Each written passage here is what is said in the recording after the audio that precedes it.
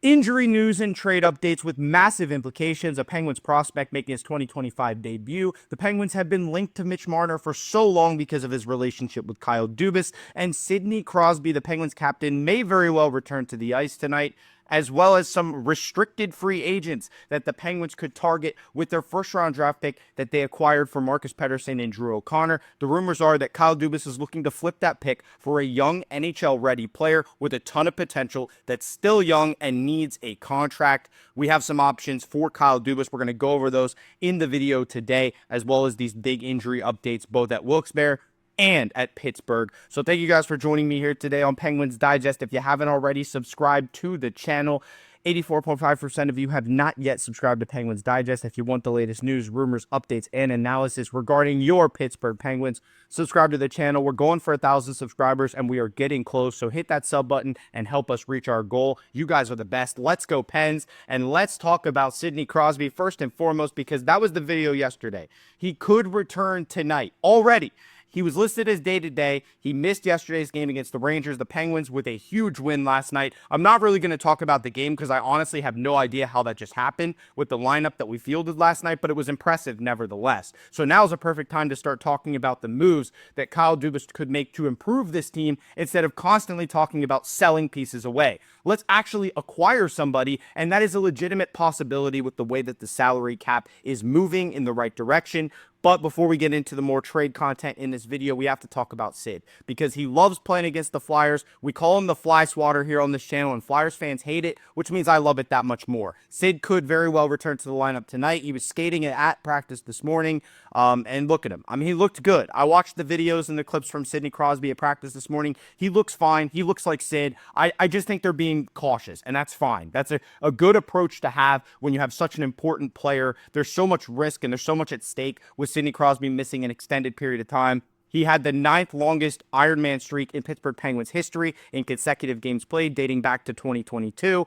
So that streak already broke. There's nothing really to lose. Rest him up. He's probably playing in the Four Nations faceoff. But if he doesn't, Mark Scheifele would be his replacement. That was announced earlier today as well. So let's get into the next segment today, and that is Penguins' top prospect, Tristan Broz. One of their top prospects returned to action last night. So Broz is finally back for the Penguins. He's making his first appearance. That was last night since, I think it was December 28th. So it was well over a month that Tristan Broz was out of the lineup for Wilkes-Barre Scranton. One of our top prospects, former second-round pick. Broz is an absolute beast, a really fun guy to watch. He was on an absolute tear, scoring 4 goals in 4 games before he got injured, and then he scored last night. So he has 5 goals in his last 5 games, but he finally returns to the lineup at Wilkes-Barre. A promising start to the season for Tristan Broz, and then he's finally taking the ice again with his teammates last night. It took a while for him to get back up to speed. He was skating for quite some time before he actually returned to the lineup,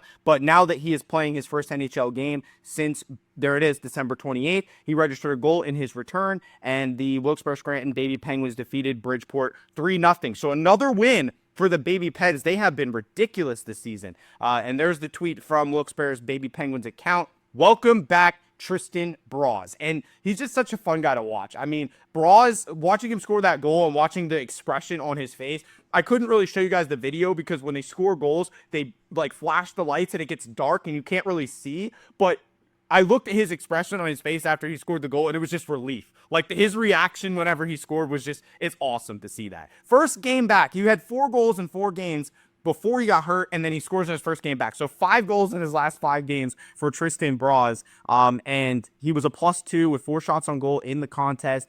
He's a promising prospect. Practiced for a few weeks, like I just said. He really had to ramp up his activity before he could come back. He had mono for a month. That's why. So he's finally getting back into game shape, and he played last night, looked fine. So that's good news on the prospect front. We have to keep you guys up to date on that because that's a huge aspect moving forward for the Penguins is their prospects. And Broz is one of those guys that's going to probably be, and I'm probably going to regret saying this, but a top 6 forward for the Penguins someday. So if I'm wrong, you can come back and quote me on that, but I do believe Broz has the potential to be a top 6 center at the NHL level, even if he wants to play wing. I kind of like him better at center, but either way, let's get into the next aspect of this video, and that's the Penguins trade possibilities. We talked about the cap spike, and that's a big deal. The cap spike is why this might work. So for the Penguins, they have infinite trade possibilities. I am talking tons of options right now. There are so many players out there that are either due a big contract or just young players that a team's not completely sold on. They're going to be restricted free agents at the end of the season, and the Penguins could go after all of them. Dubas is not afraid to be aggressive. He's not afraid to chase something that he wants, that he believes can help this team, and I do believe there are a lot of players out there that could help us in the long run, guys that are going to be part of the future. And with the salary cap rising, that's something we're going to continue to talk about because it has a lot to do with the average contract value. The dollar doesn't equate to $1 2 years from now. You see what I'm saying? As we get an increased salary cap, these salaries that we're signing players to now become less and less daunting in the future because of how much cap space we will have. So here's the full breakdown of that. The cap spike may allow Kyle Dubas to accelerate his plans or upgrade them entirely. So it benefits more teams than just the Penguins, but I think the Penguins are in a really good spot right now.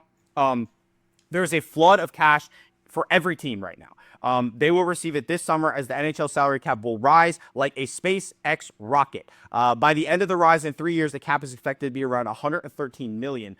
And right now it's in the 80s. So that is a big deal. Obviously due to inflation and all kinds of reasons, but it does give the Penguins a lot more flexibility to go out and acquire players that they want and not be afraid to sign them to deals. And it also makes it less restricting to have contracts like the Tristan Jarry contract, like the Ryan Graves contract.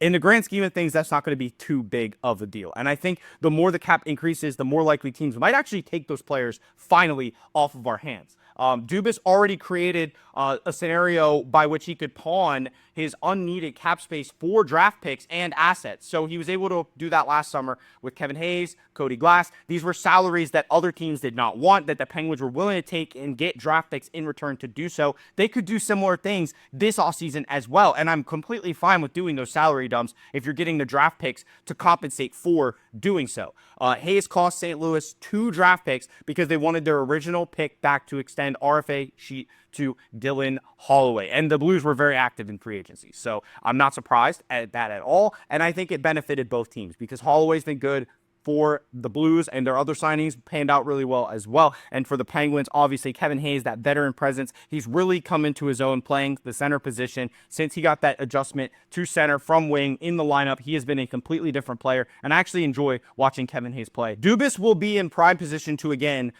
charge teams to haul their junk. So this is another situation where Kevin Hayes, Cody Glass, these are guys that we actually believe could help our team win now and in the future. I'm talking Hayes now and Glass in the future. Some people don't like Cody Glass, but I've been sold on Cody Glass. I do think he's part of the future for the Pittsburgh Penguins. They have the largest cache of draft picks in the NHL with 29 over the next 3 years, 15 in the top 3 rounds. So over half of those draft picks are top 3 round picks, which are very valuable in today's NHL.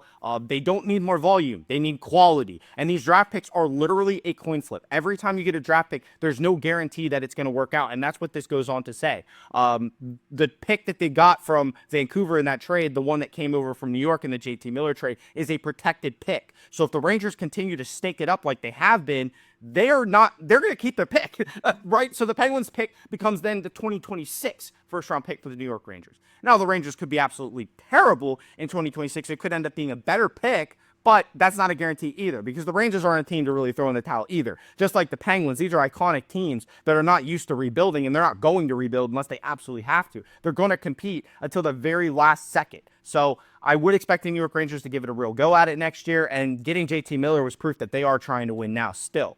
And that pick is for sale. The pick that the Penguins acquired in the Pettersson and O'Connor trade. And like it says in the article here, Dubas has hung a big yellow sign in the front yard advertising it. They are not hiding the fact that they will trade that pick for a young player. Elliot Friedman talked about it on 32 Thoughts, the podcast, where he kind of goes over every single team. There is a lot of interest in acquiring this pick. So a lot of teams are interested in going after this draft pick. And Kyle Dubas, again, not afraid to go and trade this pick. The trade trade and retooling strategy. Let's start with the basics. The Penguins have about $70 million committed to 15 players next season.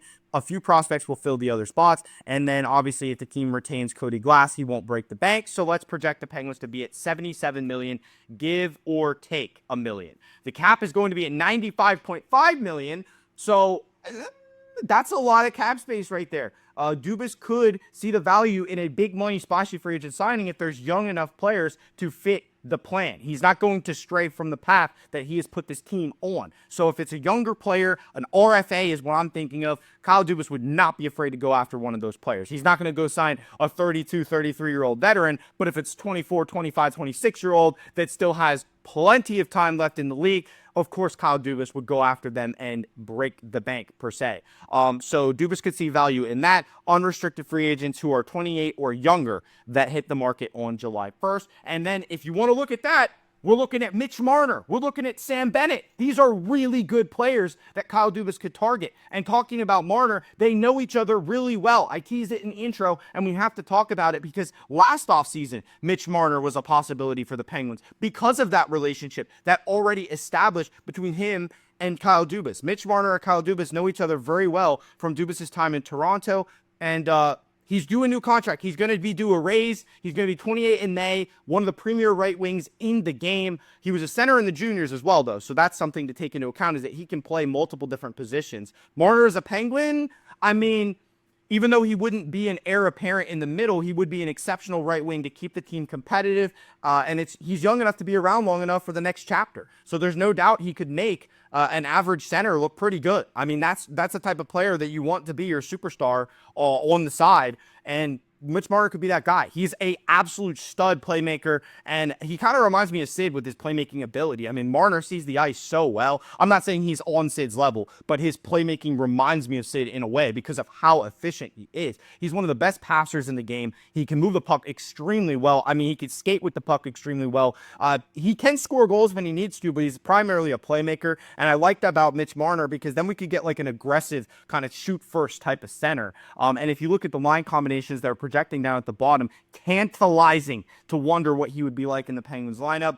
Malkin, Bunting, Marner, or Bunting, Marner, Rucker, McGroarty. I mean, come on, guys. This is insane. Could you imagine? And then here's the other option. So it's either trade for a guy like, or sign a guy like Marner or Sam Bennett in free agency, an unrestricted free agent that's 28 or younger, or we trade this first round pick that we keep talking about and spend on a restricted free agent. We could trade for Mason McTavish, Gabriel Velarde. I mean, I'm going to focus on McTavish because I really like him, and you guys remember what he did to the Penguins when we played them.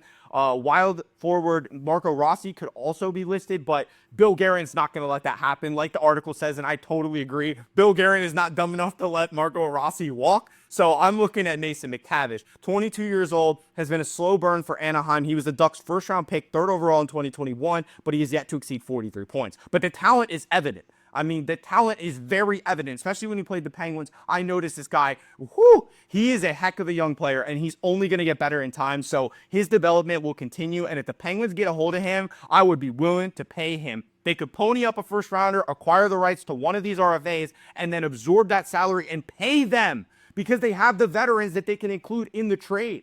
So the world is opening up for Kyle Dubas and the Penguins. The wave of money and the salary cap rising is a big deal. You're going to have a deep pocket. You're going to have a ton of assets that you can move around, prospects, draft picks. Hold on to the prospects and trade the draft picks. We already have all these super high quality prospects in this organization. And like it said in the beginning, we have the volume now, something that we hadn't had before. We have a top 20 prospect pool now. But these draft picks are going to help us to increase that even more. We don't need all of them, though. We have the most draft picks in the entire National Hockey League. 15 top 3 picks in the next 3 years. I mean, that is unbelievable. That's uncanny for the Penguins especially. So it's time for them to go ahead and make these moves because they have several prospects who should be ready for next season as it is. And these draft picks, yes, they're investments in the future, but you don't need 15 top 3 picks in the next 3 years. You're not going to hit on all of them. I mean, I would say maybe 10 of those you could keep. I'm fine with that. You want to have a little bit more than what you already would have if you wouldn't make any trades at all. You would have 9 set to begin with if you didn't trade any away. So 10, 11, maybe 12. But you don't need 15. So I would be fine with trading that first-round pick that we got from Vancouver and maybe flipping a couple other picks as well to get these NHL-ready guys because what else are we going to use this cap space on, guys? What else are we going to use this cap space on? Like, seriously. So that's something that has to be considered at this point, is what is the future looking like for the Pittsburgh Penguins? Right now, they have the prospects, but we don't know what those prospects are going to be, and we have the draft picks, and we don't know what they're going to be. Yes, that makes it better sometimes that it's a wild card, and we don't actually know what could happen. It's a boom or bust. But if you have a guy like Mason McTavish sitting there ready to be traded for and available, why wouldn't you flip a pick for him? And by the way, this article was from Dan Kingerski for DK Pittsburgh Sports. That's where this content came from as far as the actual analyzing of the trade potentials for the Pittsburgh Penguins. But I just wanted to shout out that article because there was some really good information in there. Just the trade information. The information prior to that, different sources. But I just wanted to give credit where credit is due. A lot of that analysis came from Dan Kingerski. So I agree with a lot of it. There's obviously some parts of it that I could maybe, touch on a little bit more and maybe elaborate a little bit more, but I don't want this video to get too long. We have plenty of time to talk about it. The trade deadline's not for another month. Four Nations face-off is coming up. Penguins are playing the Flyers tonight, but I just wanted to give you guys an idea of these possibilities so you can start dreaming like I've been, because there's no problem with dreaming. We're allowed to dream. We're all dreamers. This could be crazy. Kyle Dubas, for once, has the assets and the cap space to make moves, and that's proof that it could be scary. We could get Mitch Marner and Mason McTavish. I mean, that's a real possibility. We could go sign Marner or Bennett in free agency. No problem whatsoever. And then we could trade for Mason McTavish, Marco Rossi if the Wild are dumb enough to trade him away, Gabe Vilardi. There are so many options for the Pittsburgh Penguins right now. They are probably the most flexible team when it comes to making these types of moves. Because if the Ducks aren't sold on Mason McTavish and they're willing to pull the trigger for a first-round pick, Mason McTavish was a top 3 pick, dude. So we get Mason McTavish and we pay this dude, 22 years old. I'm a little bit more confident that he could be a star in this league than a draft pick, right? A mid-round draft pick for a guy that was a top 3 pick that has all the potential in the world, that's already shown some of that, flashed some of that at the NHL level, and you don't have to wait 3 years for him to develop into being an NHL level player. That's Kyle Dubas' mindset is, okay, we need young players that are ready right now. That's Mason McTavish. That's Gabe Vilardi. That's Marco Rossi. And if you want a star, an all-star caliber player, there are going to be all-star caliber players in free agency that the Penguins could, again, pony up and go get. So there's so many options. I just want to give you guys those options. Sid could return tonight. It's not official, but he skated this morning, looked good, and hopefully Sid plays against the Flyers. The Fly Swatter returns. Tristan Broz is back and performing at a very high level like he was before the mono hit him and he was out for over a month. But good to see Tristan Broz, former second-round pick, back out there. And obviously these trade rumors are going to continue to circulate. We'll continue to keep you in the loop here on Penguins Digest. It's so fun to talk about the infinite possibilities, and I literally called the chapter that. Infinite trade possibilities for the Pittsburgh Penguins, because there truly are. They have so much flexibility, something they have not had in so long, and I'm so excited to see how it all plays out. Thank you guys for watching. Subscribe to the channel. Help us get to 1,000 subs, and we'll see you on the next episode of Penguins Digest tomorrow, hopefully with some good news after we beat up on our state rival, the Philadelphia Flyers. Let's go, Pens, and we'll see you next time.